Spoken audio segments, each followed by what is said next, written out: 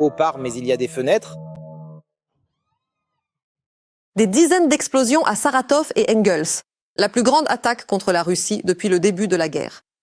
L'Abkhazie attaquée pour la première fois, des explosions également dans le kraï de Krasnodar. Plusieurs raffineries et usines militaires brûlent. Frappe massive ukrainienne vers Zaporijia. Nettoyage des villages en cours. Beaucoup de trophées et de prisonniers. Une nouvelle frappe contre la flotte russe. Des navires coulés et des hélicoptères détruits. Donetsk et Mariupol sont proches de la révolte à cause des conditions de vie insupportables. Poutine se rend pour calmer les protestations. L'Iran attaque l'Azerbaïdjan. Bakou mobilise ses troupes et se prépare à entrer en guerre. L'Iran prépare une frappe contre les installations nucléaires d'Israël. En Russie, un incubateur a été lancé où l'on élèvera des enfants d'État. La mère de 43 ans d'une ville a couché avec l'ami de 16 ans de son fils. Elle risque désormais 10 ans de prison. L'avion privé de Viktor Yanukovych évacue l'élite russe de Dubaï, gagnant 350 000 $ par vol. Que se passe-t-il? Les États-Unis et la Pologne expulsent massivement les réfugiés ukrainiens. Massacre ethnique en Russie. Les immigrés et les représentants des petits peuples ont déclaré la guerre à l'élite moscovite. Bonjour, je m'appelle Katerina Nesterenko et je vais droit au but. Mais avant cela, merci de liker cette vidéo et de vous abonner à notre chaîne pour que nous puissions continuer à vous proposer du contenu de qualité. YouTube. L'attaque perpétrée contre la Russie dans la nuit du 5 mars est déjà considérée comme la plus importante de l'année. Il a brûlé, flambé et explosé toute la nuit dans les marais. À Saratov et Engels, jusqu'à 20 explosions ont retenti en une demi-heure lors de l'attaque de drones.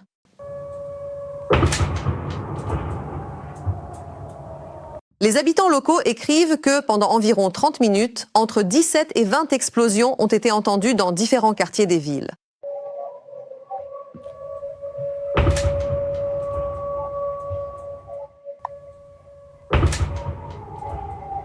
De plus, il est probable que le système russe Pantsir ait de nouveau touché des immeubles résidentiels. Voici quelques clichés qui pourraient indiquer les cibles des frappes et des impacts. Apparemment, l'arrivée à Saratov s'est faite par le biais du réseau énergétique.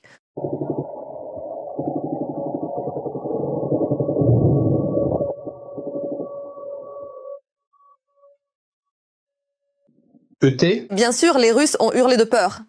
Dans les commentaires, des internautes ukrainiens plaisantent en disant que nous ne crions pas à cause des tirs balistiques comme en Russie, apparemment effectués par des drones. Allez-vous-en, mais au moins les fenêtres.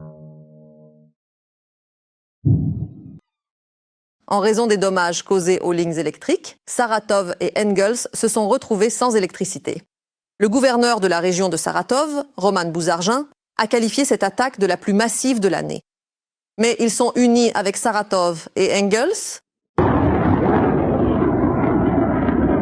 Pour la première fois depuis le début de cette guerre, l'Abkhazie, arrachée à la Géorgie, a également été attaquée.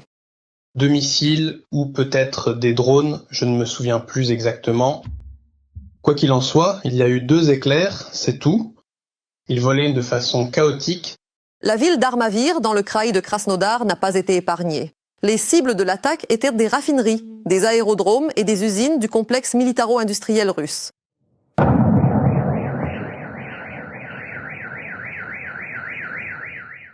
Nous souhaitons de tout cœur aux Russes de nombreuses nuits et journées aussi enflammées. Mettez un like sous cette vidéo si vous soutenez ce vœu sincère ukrainien. En lisant les commentaires sous les précédentes émissions, je vois que beaucoup d'entre vous nous regardent depuis l'Europe, le Kazakhstan, la Moldavie et même les États-Unis. Nous, Ukrainiens, vous remercions pour votre soutien et sommes fiers d'avoir des spectateurs aussi sensés. Écrivez sous cette émission de quel pays vous nous regardez et si, chez vous, on soutient notre lutte contre l'Empire du mal. Je lis toujours vos commentaires avec plaisir et nous, en attendant, continuons.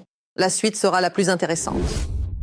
Les forces de défense de l'Ukraine mènent une opération de nettoyage à la frontière des régions de Zaporijia et de Dnipropetrovsk.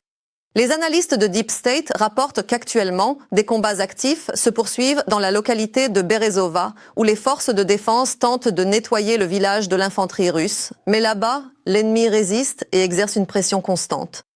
Tandis que dans la région de Ouliaïpol, l'adversaire possède une grande initiative menant constamment des actions d'assaut avec son infanterie. Pendant ce temps, sur la direction de Kostiantynivka, les opérateurs de l'unité Karpaty Sich-49 OSHB frappent la logistique et les communications des Russes.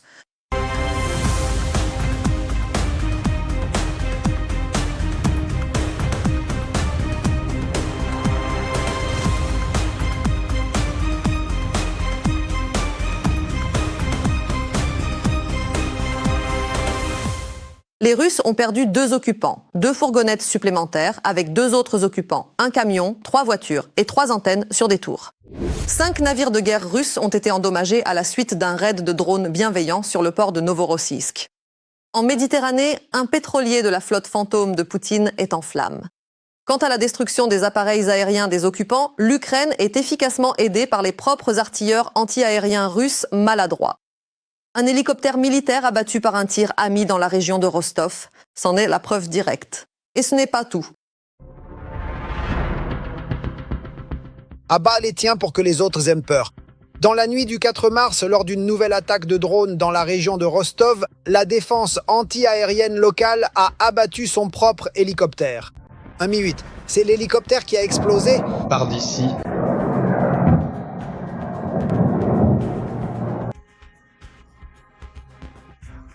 Oui, il ne vient pas par ici. Le Friendly Fire a également été confirmé par Z Public. L'appareil a été endommagé lors de l'intervention de la défense anti-aérienne contre les drones ukrainiens et l'équipage a péri. Suite à l'attaque des drones, il a malheureusement été détruit. Notre VKS, mémoire éternelle aux combattants. Rappelons qu'à la fin janvier, dans la zone spéciale, un chasseur russe Su-34 a été abattu. L'équipage de l'avion a péri. L'état-major de l'armée ukrainienne a confirmé la perte du Ptitchka par la Russie. À l'époque, les correspondants de guerre russes et les groupes sur les réseaux sociaux affirmaient tous d'une seule voix qu'il s'agissait d'un crash d'avion et qu'il n'y avait eu et ne pouvait y avoir aucun abattage. Nous avons perdu notre Su-34. Les 2 pilotes sont morts. Ni l'île aux serpents, ni Odessa, ni Pétride n'ont quoi que ce soit à voir avec cela. Les Ukrainiens ont lancé la rumeur et les nôtres l'ont reprise. Non seulement dans les airs, mais aussi sur l'eau. À Novorossiysk, des drones ont endommagé 5 navires de la marine russe. Des drones ukrainiens ont endommagé des navires de guerre qui étaient stationnés dans une baie protégée, au fond du Golfe. Post-attaque. 5 navires de guerre présents dans le port ont été endommagés. L'un d'eux a subi des dommages supplémentaires. Il s'agit probablement d'un dragueur de mines. Valentin Pikoul, unité militaire 90 921 Novorossiysk. Des informations font également état de dommages subis par les navires Eisk et Kazimov. On sait que 3 militaires ont été tués et 16 blessés. Le port de Novorossiysk est situé loin et sur le papier, il est bien protégé. Mais en réalité, les drones ukrainiens détruisent déjà à plusieurs reprises des cibles militaires navales dans ce port. Vlik de Kupchinia. Une forte concentration de défense anti-aérienne et divers moyens de destruction, mitrailleuses, aviation, et malgré tout, les attaques ukrainiennes parviennent à mettre hors service des navires russes. Même si ceux-ci ne sont pas essentiels. Moins de flotte, c'est moins de possibilités et de puissance pour la Russie en mer Noire. En URSS, ils portent des frappes systématiques non seulement sur des cibles militaires, mais aussi sur la poule aux œufs d'or, pour le budget de l'agresseur.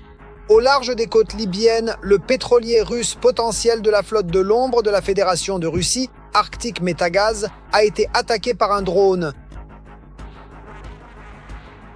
Le pétrolier russe attaqué hier par des drones non identifiés en mer Méditerranée présente un grave problème au niveau de la salle des machines et ne peut être réparé. Le ministère russe des Transports a qualifié d'acte de terrorisme l'attaque de drones contre le pétrolier russe Arctic Metagaz en Méditerranée. Du terrorisme international. Si des pétroliers sont attaqués, les propriétaires de ces navires subissent des pertes énormes. Les pétroliers sont généralement anciens, entre 15 et 25 ans. Et même un léger impact fait qu'ils ne peuvent plus être utilisés. Le propriétaire du pétrolier panique, il perd de l'argent, subit des pertes. Et cela devrait le pousser à une conclusion logique. Il n'y a aucune raison de traiter avec la Fédération de Russie. Depuis le début de l'année 2026 seulement, les forces de défense ukrainiennes ont mené plus de 40 frappes contre des cibles militaires et des infrastructures pétrolières et gazières en Russie. Selon l'état-major général, au cours des 3 derniers mois, la Russie a perdu 5 avions et 2 hélicoptères. De plus, 3 navires ont été détruits. 3 autres ont subi des dégâts importants. Un sous-marin a également été détruit.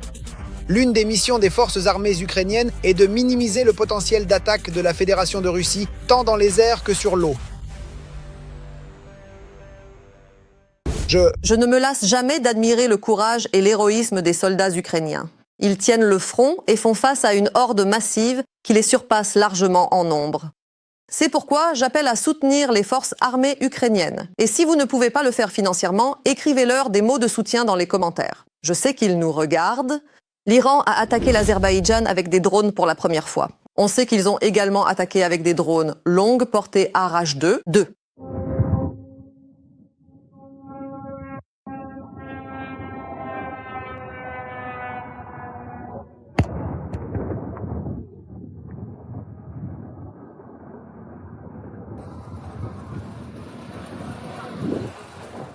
On sait qu'un drone a touché le bâtiment du terminal de l'aéroport dans la ville de Nakhichevan et qu'un autre est tombé près du bâtiment d'une école dans le village de Shakarabad.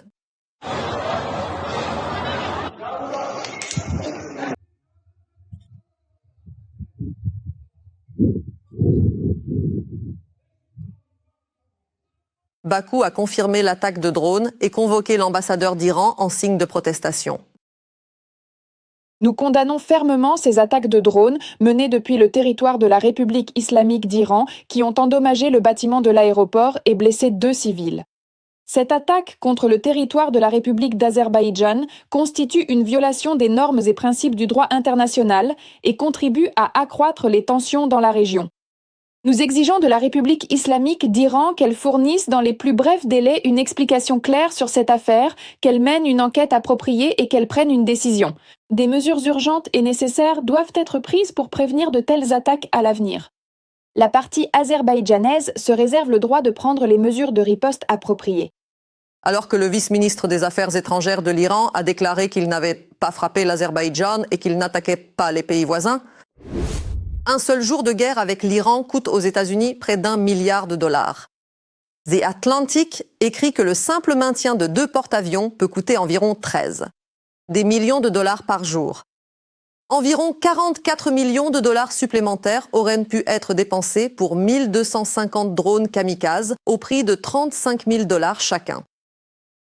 L'utilisation des bombardiers stratégiques B-2 Spirit coûte entre 130 000 et 150 000 $ par heure de vol, tandis qu'un missile de croisière Tomahawk coûte environ 2 millions de dollars l'unité, alors que les missiles intercepteurs du système THAAD coûtent environ 12,8 millions de dollars chacune. De plus, les journalistes écrivent que le Pentagone va probablement demander 50 milliards de dollars supplémentaires pour le financement d'urgence des opérations militaires. L'Iran menace de frapper le réacteur nucléaire près de la ville de Dimona, en Israël. Il s'agit, comme on le sait, d'un centre de recherche nucléaire situé dans le désert du Negev, près de Dimona. Selon des journalistes iraniens citant un responsable militaire iranien, une frappe contre le centre de recherche nucléaire aura lieu alors. Lorsque les États-Unis et Israël tenteront de mettre en œuvre un scénario de changement de régime en République islamique. Si les États-Unis et Israël mettent effectivement en œuvre le scénario d'un changement de régime, nos missiles définitifs et efficaces cibleront le réacteur de Dimoni et l'ensemble de l'infrastructure énergétique régionale. Et nous nous sommes déjà préparés à ce scénario, a déclaré un haut responsable militaire iranien. À votre avis, la menace iranienne est-elle réelle et prise au sérieux ? Israël et les États-Unis ? L'OTAN pourrait invoquer l'article 5 sur la défense collective contre l'Iran. Du moins, c'est ce que titraient certains médias. Cependant, voyons exactement ce qu'a dit Mark Rutte mot à mot. Analysons cela ensemble. D'une part, selon Rutte, l'OTAN n'est pas directement impliquée dans l'opération. Mais il a ajouté qu'il est évident que les alliés soutiennent en réalité massivement ce que fait le président Trump et qu'ils contribuent également à ce que les États-Unis font actuellement dans la région, en détruisant ce potentiel nucléaire de l'Iran et bien sûr son potentiel balistique. Il a souligné que les États européens partagent l'inquiétude concernant les actions de Téhéran, y compris les menaces et les tentatives d'assassinat liées au régime iranien. En commentant la situation, le secrétaire général a assuré que l'Alliance garantit la protection de son territoire. À titre d'exemple, il a évoqué un incident lié à une menace de missiles contre la Turquie qui a été neutralisée par les systèmes de défense aérienne de l'Alliance. Et maintenant, le plus intéressant. Ryuta s'est également exprimé au sujet de l'article 5 du traité de l'OTAN, en soulignant que la question de son application reste délibérément indéterminée. Il a déclaré, je cite, « Pour des raisons valables, nous resterons toujours ambigus quant au moment où l'article 5 s'applique ». En fait, Ryuta dit que l'OTAN défendra ses territoires, mais qualifie tout de même l'application de l'article 5 de question incertaine. Que pensez-vous d'une telle incertitude, ou bien d'un manque de mordant ? Évacuation des touristes VIP russes des Émirats, même l'avion personnel de l'exilé Yanukovych est impliqué dans l'opération. Et à la Douma, on propose de mettre en quarantaine pendant 6 mois les escortes de luxe évacuées. Les détails dans notre reportage.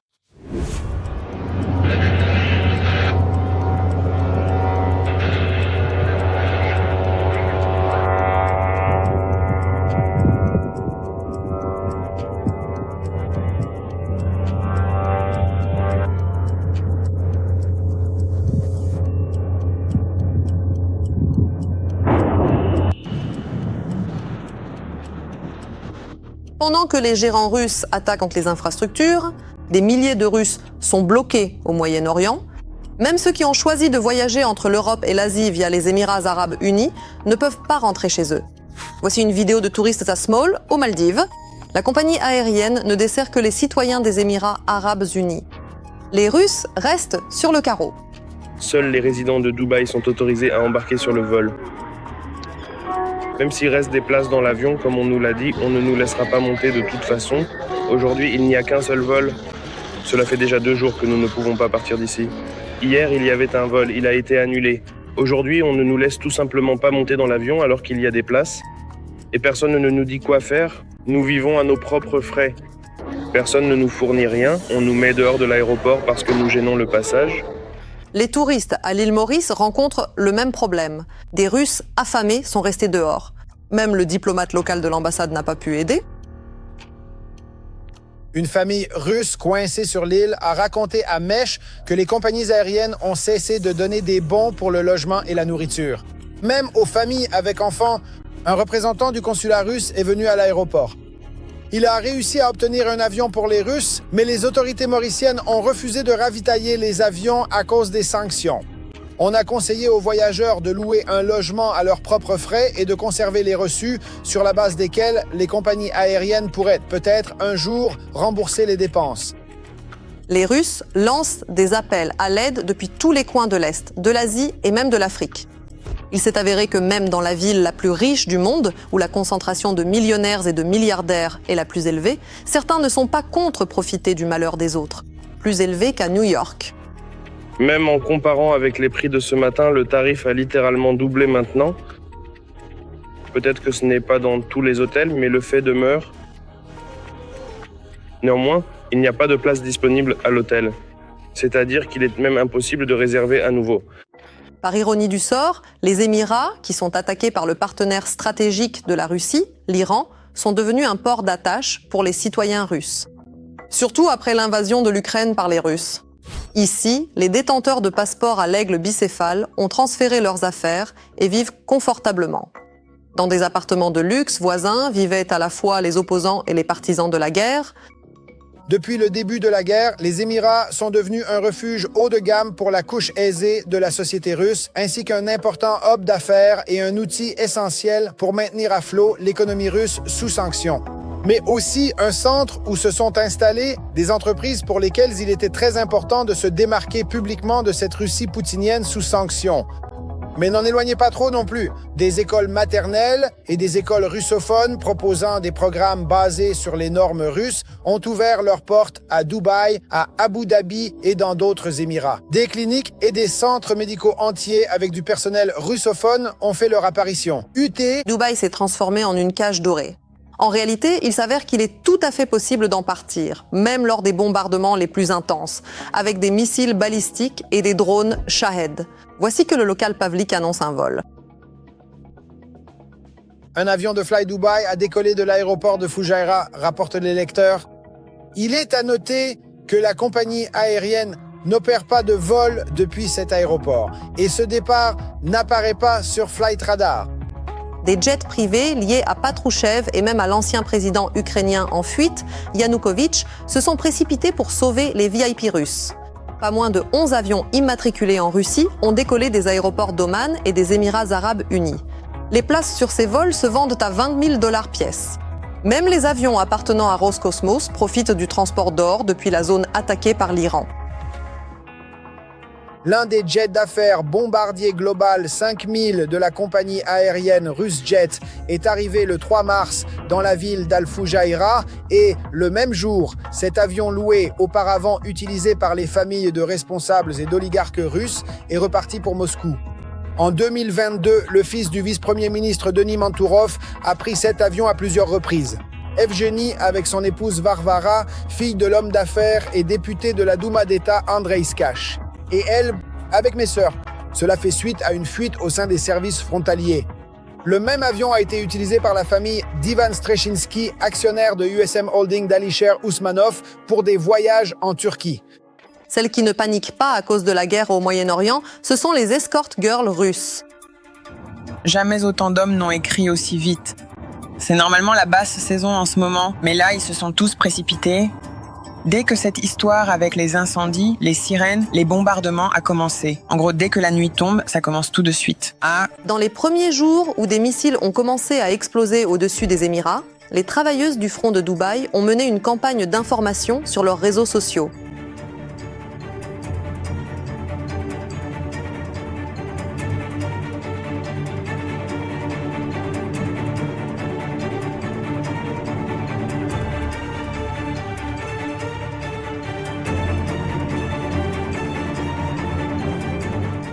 Apparemment, cette position peu patriotique des Russes n'a pas seulement vexé Poutine. Le député Milonov a appelé, dès leur retour au pays, à rappeler à ces jeunes femmes les valeurs traditionnelles. Les prostituées et les pleureuses doivent être accueillies séparément et envoyées dans une zone de quarantaine spéciale. On peut l'organiser quelque part dans la région de la station balnéaire du kraï de Krasnoïarsk, par exemple, sur les îles de l'archipel de Novosibirsk, où, pendant 6 mois, ces citoyennes et citoyens aussi, en s'adonnant à un travail physique intense et constructif, pourront se faire examiner et se purifier de la souillure acquise dans certains refuges de chameaux de Dubaï. Et de cette façon, ils pourront revenir parmi nous, dans la société, en tant que personnes normales, et non pas comme ça, comme toutes celles en mini-jupe et en tenue de scène, à des milliers d'euros la nuit.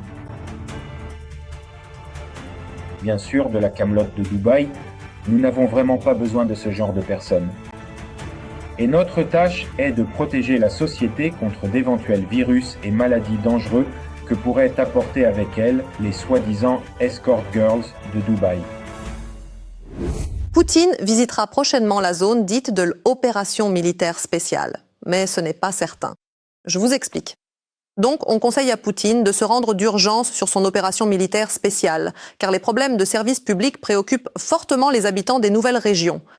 Les analystes du Kremlin affirment que les habitants de Donetsk, Mariupol et d'autres villes de la soi-disant RPD sont indignés par leurs conditions de vie. Et c'est pourquoi ces mêmes analystes recommandent à Poutine de se rendre dans la zone de l'opération militaire spéciale. Il est recommandé au président de se rendre dans la zone de l'opération militaire spéciale dans un avenir proche, afin de montrer que les nouvelles régions sont au centre de notre attention particulière. Pas seulement sur le papier, mais aussi dans les faits, a précisé une source dans l'équipe de Kirienko. Un autre interlocuteur au Kremlin a souligné que Kirienko et Faizuline se rendent de temps en temps dans la RPD, mais que cela n'a pas vraiment d'impact sur la résolution des problèmes de service public. Selon le rapport, la visite de Poutine sur le front devrait remonter le moral des troupes. Résoudre les problèmes quotidiens des gens ? Non. Pourquoi ? Il vaut mieux s'arrêter auprès des gens en uniforme militaire et donner une nouvelle pseudo-conférence historique sur la Grande Russie. C'est exactement ce dont ont besoin. Par exemple, les habitants de Donetsk qui vivent, ou plutôt, il faudrait dire, survivent sans eau depuis plusieurs années. Les hommes ukrainiens des territoires occupés sont forcés par les Russes à rejoindre l'armée de la Fédération de Russie. Par la pression, le chantage et des affaires montées de toutes pièces. Nos collègues de Slitstvo Info ont retrouvé l'un de ces hommes.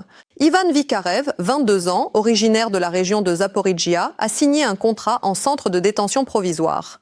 Après qu'on lui ait dit « Tu as 2 options, rester en prison ou aller te battre ». Il a choisi de se battre et s'est retrouvé sur le front, puis par la suite en captivité ukrainienne. Aujourd'hui, il est jugé pour trahison d'État.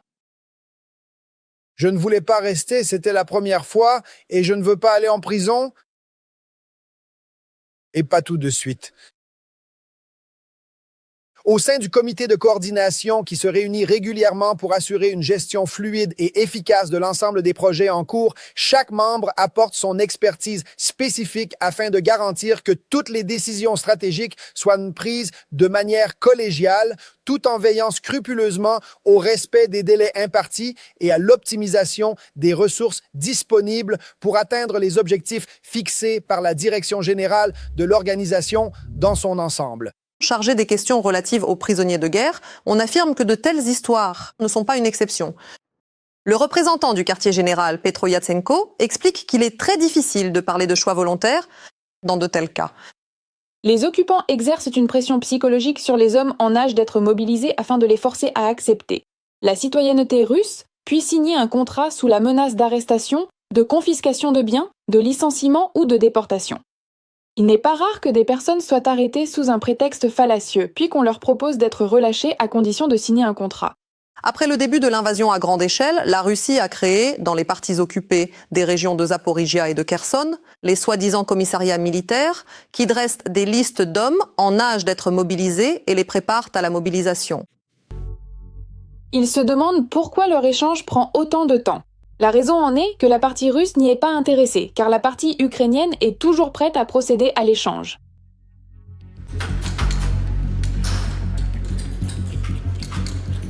Quels sont vos projets? Vous sortez de captivité et ensuite? D'abord, il faut sortir. Et après? Après, c'est tout. Vous repartirez combattre? Si la patrie dit « il le faut », bien sûr, j'irai.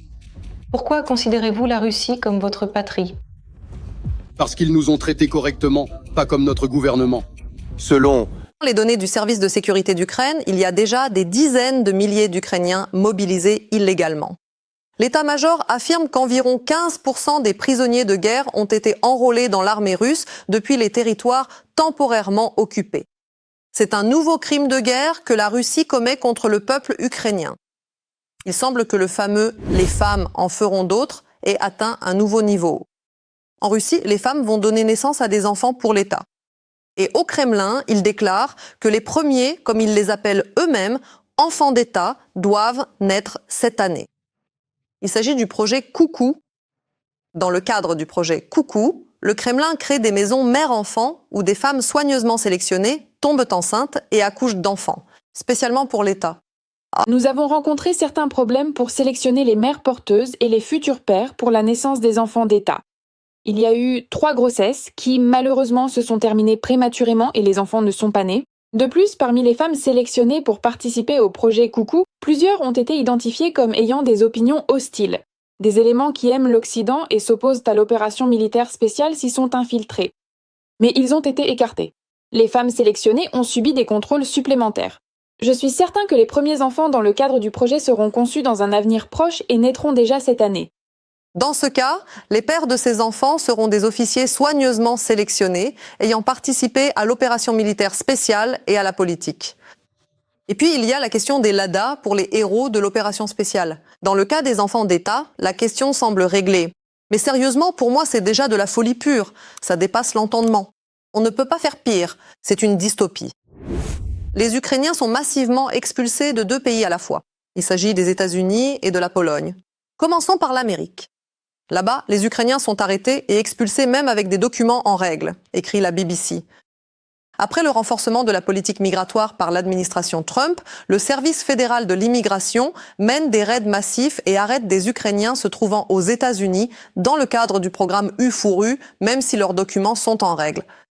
Une partie d'entre eux est placée dans des centres de rétention et dans de nombreux cas, la procédure d'expulsion a déjà été lancée. À propos, le programme U4U a été lancé en raison de l'invasion à grande échelle de la Fédération de Russie. On sait également qu'un citoyen ukrainien est décédé dans un centre de rétention de l'ICE à Miami. Cependant, les circonstances de l'incident sont encore en cours d'éclaircissement.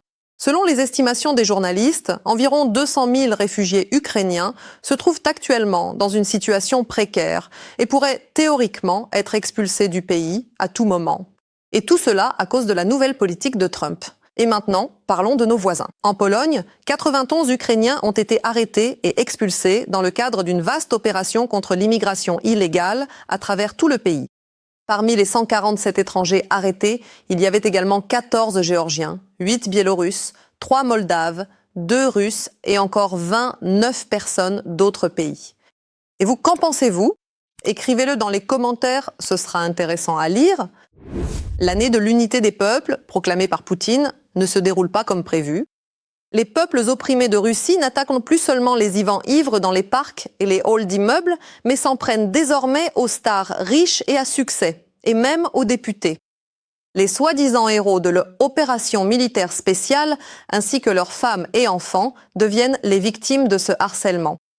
La communauté russe essaie de prendre leur défense, mais son activité ne fait qu'augmenter le nombre de crimes, car souvent, lors des altercations, ils frappent des personnes d'apparence non slave. L'année de l'unité des peuples, proclamée par le dictateur Poutine, se déroule, entre guillemets, avec succès. Mais qu'est-ce qui était le plus important ? Un profond respect sans fin à l'égard de tous les peuples qui faisaient partie intégrante de la Russie. Un respect total pour leur culture, leurs traditions et leurs valeurs spirituelles. Les peuples opprimés de Russie ne frappent plus seulement les ivrognes, les Ivan. Dans les parcs et les halls d'immeubles, ils sont passés aux riches et aux gens qui réussissent. Ils ont attaqué une célèbre actrice russe, Vatnitsa, ainsi que ses fils. Mes chers amis, bonjour, je m'appelle Anna Artamonova, actrice, réalisatrice, mère de famille nombreuse, maman de 4 enfants. Depuis 2022, je vais sur le front, je donne des concerts dans les hôpitaux. Mon indicatif est Petit Soleil. J'ai vu 3 hommes courir vers moi, tous les 3 âgés de 40 ans, en survêtement, de corpulence athlétique, et ils ont commencé à tuer mon fils sous mes yeux. Et son ami a été brutalement battu à la tête et aux reins.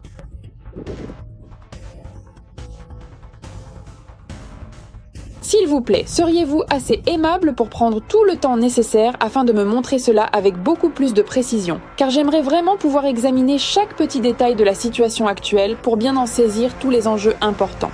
Vos documents, s'il vous plaît. Je ne survivrai pas à ce document. Je n'ai aucun doute. C'était en l'an 1985. On a peur d'être à côté de vous avec des couteaux.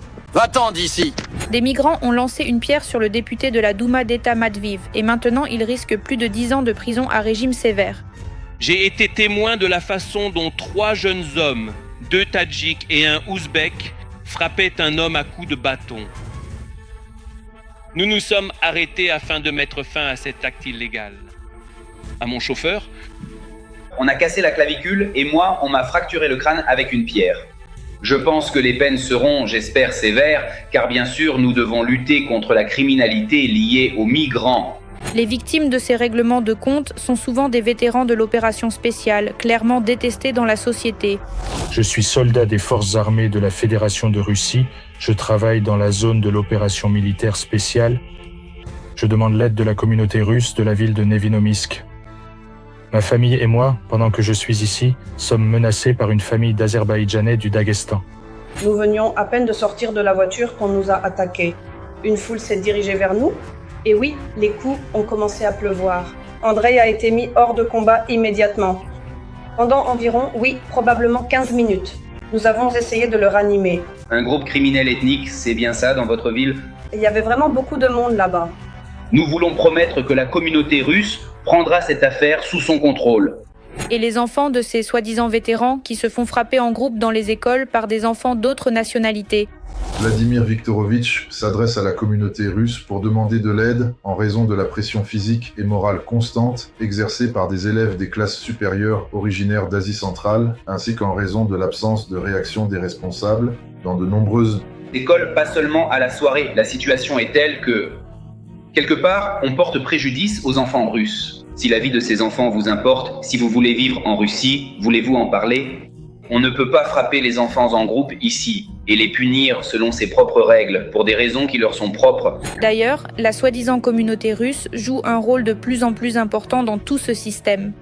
Ils expliquent déjà ouvertement comment agir correctement lors de bagarres de masse avec des musulmans, qu'ils appellent carrément des animaux. Le député de Liagin approuve cette approche. Il a même déclaré qu'il fallait interdire d'attribuer des appartements aux musulmans à cause de leur valeur immorale. J'adresserai ma demande, y compris avec la requête de vérifier l'attribution de logements en général à nos compatriotes travailleurs, qui nous enrichissent inlassablement et culturellement avec leurs valeurs traditionnelles, parce que la polygamie, tout comme le viol d'enfants d'un certain point de vue, c'est aussi une valeur traditionnelle. Les membres de la communauté se permettent déjà d'humilier les célébrités russes si elles ne se comportent pas de manière conforme aux traditions. Les membres de la communauté... Quant à moi, j'étais déjà passablement ivre. Oh, je suis fatigué. Aujourd'hui, j'ai vu un post et une vidéo où des personnages de notre scène musicale, Lazariev le rétrograde et Babkina la transformiste, insultent des gars qui interprétaient des chansons russes anciennes. À mon avis, elles l'ont fait avec beaucoup de dignité. Cet ensemble n'oublie pas les chansons de nos ancêtres et ne nous laisse pas les oublier non plus. Mais ceux-là, comme je l'ai dit, des personnages négligents et irresponsables y font obstacle de toutes les manières possibles. Il s'avère que peu importe à quel point les autorités prêchent l'unité des peuples, on a de plus en plus l'impression que les régions russes ne tiennent ensemble que grâce à un vieux ruban adhésif desséché, prêt à se désagréger à tout moment. Lors de la visite du ministre des Affaires étrangères de Hongrie à Moscou, Poutine a ordonné la libération de 2 militaires de l'armée ukrainienne faits prisonniers. Qui possède la citoyenneté hongroise? Le siège de coordination pour les questions relatives aux prisonniers a déjà fait une déclaration selon laquelle la remise des prisonniers au chef du ministère hongrois des Affaires étrangères est une provocation de la part du Kremlin. La remise par la Russie de 2 prisonniers ukrainiens à la partie hongroise constitue une violation flagrante du droit international humanitaire. Le siège de coordination pour les questions relatives aux prisonniers condamne cet acte. Le transfert de citoyens ukrainiens entre la Hongrie et le pays agresseur est considéré comme une provocation russe. Son objectif est, une fois de plus, d'attaquer les conventions de Genève et le droit international, ainsi que de tenter de détériorer les relations entre 2 pays européens dans le cadre de l'agression hybride de la Russie contre l'Europe. L'ancienne chef de la ville a été condamnée pour relations sexuelles avec un mineur. Cette femme de 43 ans a été reconnue coupable de relations sexuelles, avec l'ami de mon fils, âgé de 16 ans. La condamnation est intervenue après que l'adolescent avec qui elle avait eu des relations sexuelles a témoigné qu'il était ivre au moment des faits. En 2024 déjà, le fils d'un ancien fonctionnaire a déclaré avoir vu par la fenêtre sa mère avoir des relations sexuelles avec son ami. La fille de la femme a déclaré avoir vu sa mère et le jeune homme de 16 ans allongés l'un sur l'autre. La femme elle-même a démissionné de son poste de maire de la ville quelques jours avant son arrestation. Toujours en cette même année 2024. En fait, cela s'est produit dans la ville de De Ridder, aux États-Unis d'Amérique. Et l'accusée, c'est l'ancienne dirigeante de cette ville. Elle s'appelle Madame Roberts. Ainsi, cette histoire a été rapportée par le journal The New York Post et maintenant, Madame Roberts risque jusqu'à 10 ans de prison, selon ce qu'écrit le média de référence. C'est tout pour aujourd'hui. Mettez un like à la vidéo et n'oubliez pas de vous abonner à notre chaîne Ukraine aujourd'hui pour ne pas manquer nos prochaines émissions. À bientôt.